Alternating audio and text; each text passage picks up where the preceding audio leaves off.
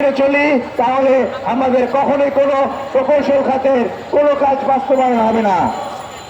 আপনারা ডিউটি প্রকৌশলী যারা রয়েছেন, যারা আন্দোলন করছেন, তাদেরকে একটি কথাই বলবো, আপনারা ইঞ্জিনিয়ারিং স্ট্যান্ডার্ডে আসেন, ইঞ্জিনিয়ারিং টিম কনসেপ্টে আসেন, অন্যথায় কোনো কাজ আপনারা বাস্তবায়ন করতে পারবেন না।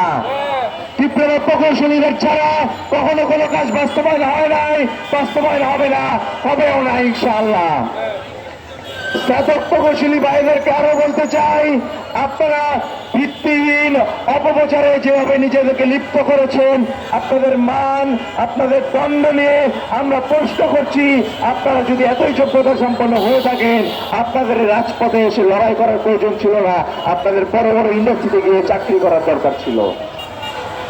ডিপ্লোমা প্রকৌশলীদের সুযোগ, বৈষম্য প্রত্যেক দিক দিয়ে আমরা শিকার। আমাদের উচ্চশিক্ষার জন্য শুধুমাত্র একটি বিশ্ববিদ্যালয়, কিন্তু আপনাদের জন্য সাধারণ থেকে শুরু করে প্রত্যেকটা বিশ্ববিদ্যালয় উন্মুক্ত।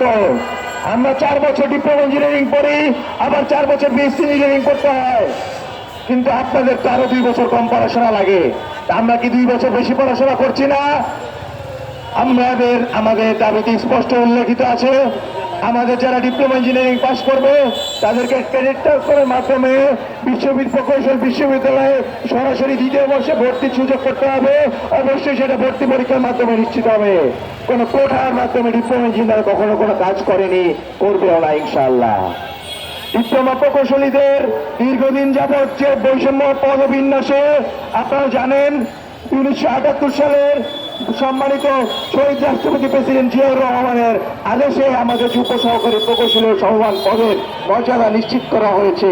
সেটা সুস্পষ্টভাবে লঙ্ঘন করছে এক ধরনের কুচক্রী মহল, যারা দেশের এই স্থিতিশীল স্টেবল পরিস্থিতিকে নষ্ট করছে, দেশের এই সরকার ব্যবস্থাকে বিতর্কিত করার চেষ্টা করছে, আওয়ামী ফ্যাসিবাদকে আবার পুনরায় প্রতিষ্ঠিত করার চেষ্টা করছে।